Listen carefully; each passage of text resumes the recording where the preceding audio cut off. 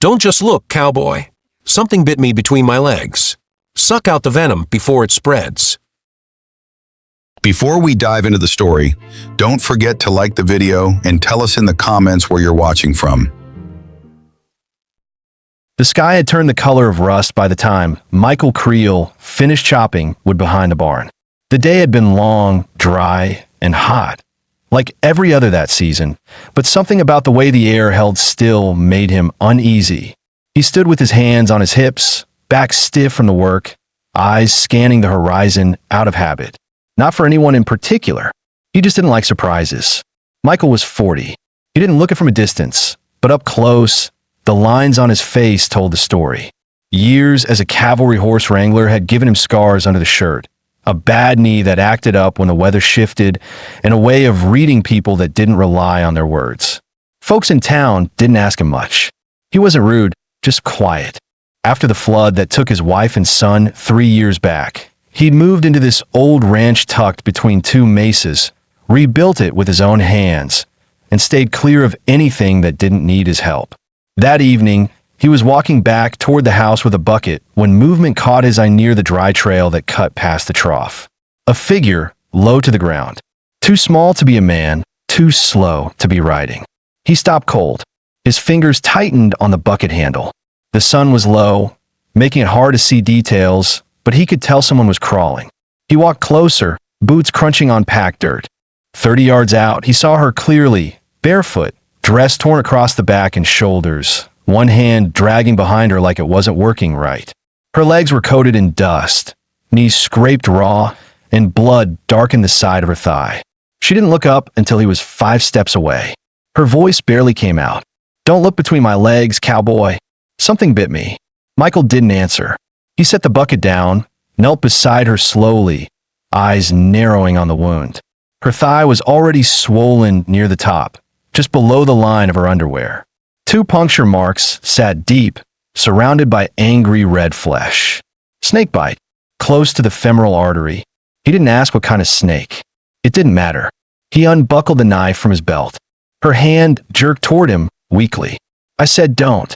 I'm not here to hurt you," he said. That was all. No comfort, no smile. He slid the blade through the cloth gently, exposing the injury. The bite looked fresh, maybe less than an hour.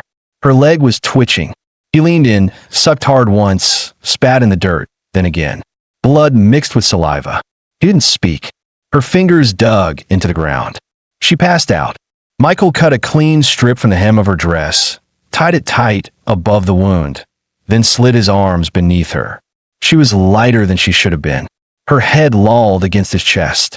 She was burning up already. Inside, he moved quickly. Clear the cot. Set her down. His cabin was one room, with stove, work table, bunk in the corner, shelves lined with jars and tools. He went to the kettle, poured hot water into a tin cup, added crushed poppy root from a pouch in the drawer, and stirred it with a spoon until the powder dissolved. He lifted her head gently, braced her neck with one hand, and eased the cup to her lips. She gagged once, then swallowed. As she lay there, breathing shallow, he got a better look at her. Late 20s, maybe. Apache features mixed with something else, maybe Mexican. Her face was sunburned, skin cracked, lips blistered. Her wrists had bruises. So did her ankles. Some were new. Michael checked her pulse. Weak, but there. He moved to his workbench, pulled out a worn cloth, cleaned the blade he'd used, then went back to the cot and sat down on the crate beside it. He didn't take off his boots, just leaned forward, resting his elbows on his knees, watching her chest rise and fall. She'd run. That much was clear. He didn't know from who or how far, but the bite hadn't killed her yet. She had a chance. He would give her that. The room was silent except for the slow creak of the roof boards cooling in the evening air. Michael didn't try to make sense of why she was there. It didn't matter. She needed help. That was enough. For now, he would watch. For now, he would stay. He didn't plan to sleep. Not tonight. The room smelled faintly of burnt wood and iron. Maeva opened her eyes slowly, lids stuck from dried sweat. Her throat hurt. Her head throbbed. She didn't move right away. The ceiling above her was made of rough-hewn planks. One of them cracked clean through. It creaked when wind pushed against the outside walls. For a second, she couldn't remember where she was. Her body ached too much to guess. Then it came back in flashes. The brush tearing her skin, the rattle in the grass, the cowboy's boots near her face, the pressure on her leg. His hands. Not rough, not greedy, just efficient, focused. Then darkness again. She tried to sit up. Pain shot through her thigh and made her gasp. A voice spoke before she could fall back. Careful. He stood by the stove, turning a kettle over a flame that looked like it had been burning all night. The man didn't look at her yet. His back was broad, shirt sleeves rolled just past the elbows, the side of his jaw marked by a few days' growth. His hands moved steady, no rush in a way. He lifted the lid, poured into a mug, set it down. You're my place. You came in with a snake bite. Almost too late. She licked her lips, but they cracked. You. Her voice cracked too. You looked. I did. He finally turned. Had to. He walked over and handed her the mug. His fingers brushed hers by accident. He didn't react. Neither did she. The warmth of the drink hit her stomach like a stone. Not because it hurt, but because it meant she was alive. How long? She asked. Since dusk yesterday. He pulled over a chair, sat across from the bed, not close enough to crowd her, but not far enough to seem afraid. Fever broke before dawn. You're past the worst. She shifted again, slower this time.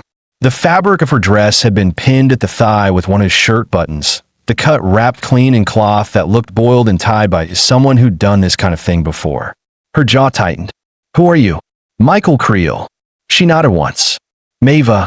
They didn't shake hands. He didn't ask where she'd come from, and she didn't offer it. But she noticed his eyes scan the bruises on her wrists, the half-healed cuts along her collar. He didn't flinch. He didn't pity her either. Instead, he stood again, moved to the shelf, brought down a small tin, and set it beside the mug. For the swelling. Ointment's bitter, but it works. Mava took it. Her fingers trembled. She hated that. Hated showing weakness, especially after what she'd crawled out of. But Michael didn't point it out. He was already back by the stove, stirring something in a pan that smelled faintly of beans and salt pork. She looked around the room more closely. Everything had its place. Nails lined up on a wood slab. Rope coiled neatly. Tools sharpened and oiled. A shelf of folded cloth. A rifle in the corner, not locked up, but not flaunted either. This wasn't a drunkard's shack or a lonely man's pit. It was lived in, but clean. Useful. You live alone? He nodded. She looked at him again. His face didn't give away much. There was something settled in his eyes, like someone who'd made peace with being left alone. Mava rubbed at her arm. You're not going to ask where I came from? He shook his head. You'll say when you're ready. No man had ever answered her like that. No man had ever waited. They sat in silence again. The kind that didn't push or pull. Just was. When she finished the drink, he took the mug and rinsed it without a word. She laid back slowly, the pain fading but not gone. Her body still didn't feel like hers, but it was here, and it was safe for now. Outside, a horse snorted in the corral. Somewhere, a hinge creaked in the breeze. Michael opened the door halfway, stood there for a long moment, just watching the empty trail. Mava turned her face to the wall and finally slept without fear. The morning came hot and clear, with no clouds to break the sun's climb. Cicadas screamed from the mesquite trees just past the fence. Dust shimmered off the rocks behind the barn. Inside the cabin, the stove had gone cold, and the bed was empty. Michael noticed it the second he stepped back in with an armload of firewood. He didn't call her name, just paused near the doorway, eyes drifting toward the folded blanket at the foot of the cot, then down to the small tin of salve sitting untouched beside it. The cabin was quiet. He set the wood down, wiped his hands on his trousers, and stepped outside again, scanning the yard. She was near the corral, holding onto the fence with both hands, her left leg stiff and shaking as she tried to shift weight onto it. The makeshift bandage had loosened. Her breathing was shallow, brow wet, jaw clenched hard against the pain. He didn't say anything. Mava glanced over, then looked away just as quick. She didn't want help. That much was plain. Michael walked past her toward the barn. He opened the door, grabbed a leather strap from the pegboard, and came back out with it coiled in one hand. She watched without speaking. He knelt near her and tightened the bandage with clean cloth and a new strap, tugging it until it held her thigh steady. She didn't flinch. "You'll tear it open again if you don't slow down," he said, standing. "I don't like lying down," she replied. Her voice was dry but steady. "You don't have to lie down, but you need to pace it." She nodded once. No attitude, just truth. They stood like that for a while. Two people not used to talking. Two people too tired for pretending. "You work with horses?" she asked, eyes on the corral. "Used to. Cavalry first, then private work. Now just mine." She looked over at the stallion in the pen, a tall black with deep eyes and a notched ear. "What's his name?" "Doesn't have one." "That's no good," she said. "He looks like he earned something." Michael gave the faintest smirk, then looked back at the house. "You hungry?" She didn't answer, just turned and followed him. Inside, she moved slower. Her leg dragged a bit, but she didn't complain. She took a seat on the crate near the table, both hands resting in her lap like she was holding something fragile that might spill. Michael served 2 plates, fried eggs, a thin strip of bacon, dry cornbread. She ate fast but without desperation. Measured. Focused. Like someone who'd gone hungry before and learned how not to look starved. When she finished, she sat back, rubbing her thumb along the edge of the tin plate. "I came from north of here," she said finally. "Camp in the hills. Small group of men. Didn't give names." Michael didn't move. "They kept me after a raid," she went on. "Killed the folks I was with. Took what was left." Her voice didn't tremble, but her fingers pressed harder against the tin. "I waited until the younger one got drunk and wandered off. Then I ran. Didn't think I'd make it." "You did," Michael said. Mavis studied his face. "You believe in luck?" "No. Me neither." The words hung for a second. Then she reached for the bandage again, testing the leather strap. "This'll hold," she said. "I'll start sweeping the porch." "You don't need to do that." "I know." She stood. He didn't stop her. Outside, the broom leaned against the wall. She picked it up with both hands and started from the edge inward, pushing slow and even, her weight shifting as she found her rhythm. Michael sat on the porch step with a tin cup of coffee, silent as ever. She didn't ask for his story. He didn't offer it. But for the first time in years, the sound of bristles on wood didn't feel like noise. It sounded like someone meant to stay. Late afternoon brought wind down from the high rocks, sharp enough to carry grit into the eyes. The kind of wind that wore out a man's patience if he let it. Michael didn't. He was out by the fence line with pliers in one hand, a coil of wire slung over his shoulder, his hat pulled low, and his mouth set in a line. A rail had come loose in the night. Might have been coyotes nosing through. He didn't care why. He just cared it got fixed. He heard her before he saw her, boots stepping light across dry ground. She wasn't wearing that torn dress anymore. She'd taken one of his old work shirts from the hook by the door, rolled the sleeves to her elbows, and tied a length of twine around the waist to hold it in place. Her legs were bare to the knees. The bruises hadn't faded, but she didn't walk like someone hiding anymore. "You got another pair of gloves?" she asked, stopping near the fence post. He nodded toward the saddlebag by the stump. She walked over, dug them out, then pulled them on slow. Her hands were smaller than his, but she didn't complain about the fit. "Just got to work," gripping the rail steady while he twisted the wire taut. They didn't talk. Wind howled over the ridge behind them. A hawk circled overhead once, then disappeared west. The sun was dropping, and the shadows stretched long. Maeve was focused, not distracted. She watched how he bent the wire, saw how he used his knee for leverage, studied his grip. She didn't ask questions. She learned by doing. When the job was done, she brushed her palms off and looked down the line. "How many more of these posts need fixing?" 4, maybe 5. "I can help." Michael didn't nod, didn't argue. He simply walked to the next break. They finished by sundown. As they made their way back, the ground turned orange under their boots. The smell of warm dirt mixed with distant sage. It was quiet but not empty. She walked beside him, not behind. Inside the cabin, she moved to the stove, checked the fire, and added wood without being asked. He watched her from the table, how she handled herself, how her shoulders no longer curled inward like they had that first night. She didn't sit until the kettle started to boil. Then she poured water over dried beans and set the lid down slow. I used to help my father fix pens, she said. Before the raid. Michael sipped from his cup. We didn't have much. Just a patch of land. But I knew every board. Every rope knot. Every tool had a place.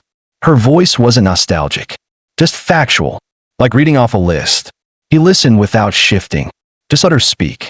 They killed him first, she added. They didn't even ask for anything. Just came in guns drawn, took what they saw, and left the rest burning. Michael stared at the grain in the table, his jaw still. He didn't interrupt. I don't expect this place to fix me, she said. I just needed somewhere they wouldn't find. You got it, he replied. She didn't thank him. He didn't ask her to. Later that evening, after supper, she folded the borrowed shirt before bed and set it beside the cot. He looked over once, saw the gesture, and said nothing. But the next morning, she found another shirt folded neatly on the bench. Washed. Smaller fit. No note. Just there. That night, Mavis slept with both hands resting flat against the quilt. And Michael, he stepped outside, leaned against the porch beam, and stayed there till the moon cleared the ridge. He didn't know what he was waiting for. But for once, the waiting didn't feel heavy. By mid-morning, the heat had already settled into the valley like it didn't plan to leave. Wind pressed down instead of blowing through, thick with dust and dry seed. Michael had taken the wagon up the northern ridge for supplies. 2 sacks of grain, salt blocks, and some spare nails from a rancher who owed him a favor. It was the first time he'd left the property since bringing Mava in. He didn't tell her when he'd be back. He just hitched the team, checked the wheel hubs, and rode off with a nod. Mava watched him go from the porch, the coffee cup warm in her hands. She didn't wave. He hadn't asked for one. The cabin felt strange without him. Not unsafe, just unfamiliar. The silence inside wasn't the same kind that filled outlaw camps. It didn't carry threat or judgment. It wasn't waiting to break. It just existed, steady, like the windmill or the worn boards beneath her feet. She spent a while clearing the stove area, folding the bedding, and wiping down the lantern glass. Each task took longer than it should have. Her legs still ached, though she didn't limp as much as before. She didn't sit down. Moving helped her think straight. By midday, the chores were done. She stood at the doorway, scanning the fence line. The horses hadn't been fed yet. She made her way across the yard to the feed shed, pausing to check the latch, intact. Inside, the scent of alfalfa and leather was sharp. Dust motes floated in narrow beams of light, leaking through cracks in the wood. The black stallion in the corral eyed her cautiously, ears flicking. He was big, broad through the shoulders, lean along the flank. Battle-worn, like the man who owned him. His tail whipped once, but he didn't back away when she approached. Mava filled the trough slow, measured. No sudden moves. She had handled animals before, but not since the raid, not since the days when she'd had a name worth calling. The stallion stepped forward once the oats hit the pan, chewing with slow, deliberate rhythm. She stayed outside the rails, hands gripping the post. You need a name, she said under her breath. The stallion's ear twitched. She turned toward the other pen, smaller, holding a chestnut mare with a white streak down her face. Gentle, probably the one used for travel. She was thin and hadn't been brushed in days. Mava fetched a soft bristle brush from the hook and let herself into the gate slowly. She kept her hands visible, her steps steady. The mare backed once, then froze, uncertain. Mava stood still, letting the air settle. After a minute, she reached forward. The brush met skin, and the mare exhaled. The motion soothed something in her. The quiet between each stroke, the dust rising from the coat, the way the horse leaned in just slightly, it all felt clean, honest. She worked until the coat shined. Afterward, she refilled both water pans, checked the fencing, and cleared out old feed near the corner. When she turned back toward the cabin, she saw Michael's wagon rolling over the ridge in the distance. She stayed put, leaning her elbow on the fence rail. She didn't want to be inside when he arrived. She wanted him to see her here. Upright. Useful. The wagon creaked down the trail, wheels biting into gravel. He didn't speed up when he saw her, just slowed to a steady roll and brought the team to a stop beside the post. He stepped down, unslung the sacks, and set them on the porch. You didn't have to do all that, he said without looking at her. I know, she answered. But I did. He glanced once at the mare's clean coat, then at the feed pan. Good work, he said. She nodded. They carried the sacks together, side by side. No words passed between them until the last one thudded into place against the wall. I used to feed 12 before sunrise, she said, brushing dust off her hands. Michael turned toward her. That was your family's ranch? She nodded, back before it burned. Neither of them moved for a long second. Then Michael reached into the back of the wagon, pulled out a tin can wrapped in brown paper, and handed it to her. Coffee. Better than what I've got. She took it without question. They sat on the porch as the sun slipped behind a ridge. He handed her a clean cup. The coffee was dark, slightly bitter. She drank anyway. The mare's yours to use if you need to ride out someday, he said finally. Maeva looked over at the animal grazing near the barn. I'm not going anywhere, she said. Not unless you tell me to. I won't. That was it. No promise. No contract. Just fact. The last light of day caught on the hills and faded. A night board called from somewhere high in the rocks. Inside, the cabin stayed warm long after the fire went out. And outside, on the porch, two people sat still, facing forward, each knowing what it meant to stay without needing to say it. Dawn came without ceremony. No birdsong, no breeze. Just a slow shift of gray light through the slats in the window, painting lines across the floorboards. The air smelled of ash and cold iron. Maeva opened her eyes before the cabin stirred. The heat from the stove had gone out sometime in the night. The blanket covering her shoulders had slipped down to her waist. She sat up carefully. Her leg ached, but the stiffness was manageable now. She didn't wince, just waited for her feet to adjust to the floor's chill, then stood without using the cot for balance. Michael wasn't in the room. His hat was gone from the hook. The rifle too. She moved to the stove, opened the iron door, and stared at the dead coals inside. No smoke, no glow. She laid a few small twigs across the grate, added kindling, and lit a match from the box on the shelf. Her hands were steady. The fire caught quick, climbing up the twigs in small blue flames.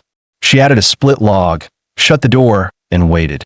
By the time Michael returned, his boots were lined with frost, and a fresh rabbit hung by its legs from a loop on his belt. His coat was damp near the collar. He nodded once at her, hung the carcass by the beam, and unlaced his gloves. Woke early, he said. So did I, she replied. He poured water into the kettle, set it on the flame, and glanced toward the rifle leaning near the door. Tracks near the barn. Small prints. Not human. Coyotes, she asked. Could be. Or something looking for scraps. Maeva moved toward the counter, pulled down the cutting board, and reached for the tin of salt. She didn't ask. She just prepared the knife and began dressing the rabbit where it hung. Michael watched for a moment, then walked outside without comment. By noon, the meat had been cured and set to smoke in the iron box beside the barn. Maeva wiped her hands on her apron, one she found folded near the pantry that morning, freshly laundered. Probably hadn't been used in years. She stepped outside, squinting at the sun overhead. The yard was dry again. The wind had returned, light but constant, carrying fine sand that bit the skin if you stood too long. She shaded her face and scanned the hills past the fence line. Michael was behind the shed, working on a broken gate hinge. The clang of metal against wood echoed faintly. She walked over, holding the bucket of nails in one hand, the hammer in the other. You were going to ask for these, she said. I was. She handed them off, crouched beside the post, and held the frame steady while he set the hinge. Been thinking about staying past spring, she said after a while. If that's all right. He didn't pause the work, just drove the final nail into place, then straightened and stretched his back. Nothing wrong with that, he said. The words didn't hold surprise or hesitation, just quiet agreement. That evening, they didn't speak much. After supper, Maeva cleaned the plates while he sharpened a set of chisels on the porch. The scraping sound was rhythmic, calming in a strange way. The sun dipped fast behind the ridge, casting the whole yard in orange shadow. Before heading inside, Michael stepped into the barn to check on the mare. When he didn't return after several minutes, Maeva followed. She found him standing in the corner stall, eyes fixed on something in the straw. A canvas sack had been torn open, feed scattered. A faint trail of small prints led out the side hatch. Wasn't coyotes, he said. Raccoons, maybe. Or something smarter. Tracks curved back around. He nodded. Twice. She walked the perimeter with him. The prints were shallow but clear. Barefoot. Adult-sized. He knelt once, brushing away the loose dirt with his palm. Mavis stood over him, studying the direction they led. Someone's watching. Looks that way. They spent the next hour reinforcing the hatch, moving feed to a locked crate, and setting a tripwire near the corral path. Neither of them said what they were both thinking. Mava boiled water before bed. She poured 2 mugs, added crushed chamomile from a pouch he'd brought home days earlier. Michael sat near the table, rolling a fresh cartridge between his fingers, lost in thought. They'll come back, she said quietly. Maybe. If they do, I'll be ready. He looked up at her, held her gaze longer than usual. I know. She turned away, set the mugs on the table, and sat across from him. That night, she didn't sleep in her old place. She spread a blanket near the window and kept a lantern low beside her. Her eyes stayed fixed on the dark outside. Michael didn't argue. When morning arrived, the cabin was still. No prints, no signs, just wind and dust and the quiet thud of a heartbeat shared between 2 people who now watched for trouble together. By the 4th night, the air shifted. The stillness that once wrapped the ranch like a blanket had thinned into something brittle. The coyotes stopped calling. The wind ran straight lines across the dirt without turning back. The kind of silence that made animals freeze mid-step. Mava felt it before she heard anything. She hadn't meant to sleep. She'd sat near the window again, legs crossed, boots still on, the rifle resting upright against the wall beside her.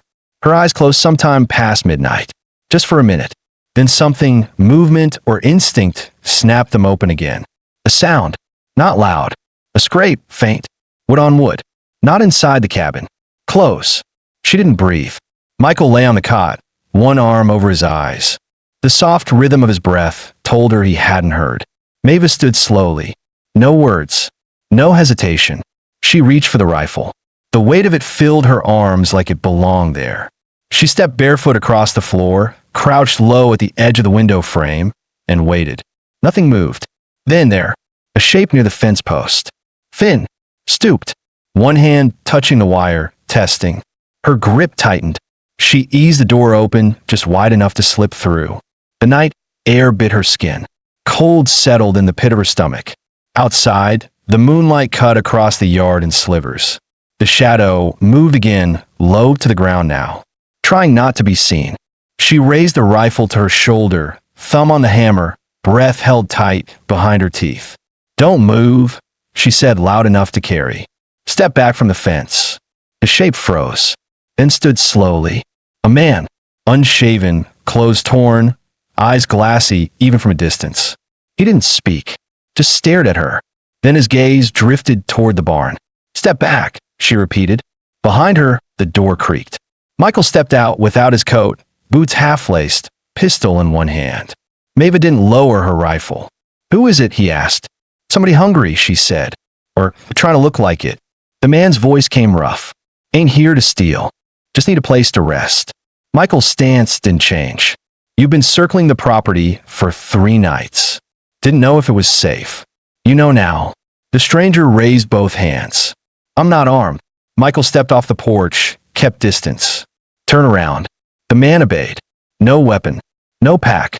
Just dirt, bones, and desperation. Mava didn't lower the rifle until Michael nodded. You can sleep in the shed, he said. One night. You come near the house. You'll be buried on this land. The man nodded once. No protest. Michael tossed him a blanket from a porch. You eat in the morning. Then you leave. The man took it and limped toward the shed without another word. Mava finally stepped back inside. Her hands didn't shake until she set the rifle down. Michael closed the door behind him. You handled it clean? She nodded, sat down hard on the crate by the table, palms on her knees. He was watching us, she said. Yeah. He wasn't alone the first night. I saw 2 sets of tracks. I noticed. You didn't say anything. I was waiting to see what you'd do. She turned to him, eyes narrowing. And you didn't freeze. You didn't ask. Mava didn't smile. Just leaned forward, elbows to thighs. I've had enough of men breaking in. I know. He poured water into the tin kettle, set on the stove without striking a match. His hands worked from habit, slow and even. She sat there for a long time, staring at the door. You ever think about leaving this place? She asked. I did, he said, but there was nowhere to go where I wouldn't still be me. Her eyes softened slightly. That's honest. It's all I got left. The kettle hissed once, barely audible. Michael didn't move to light the fire. Instead, he sat down across from her, resting his pistol on the table between them.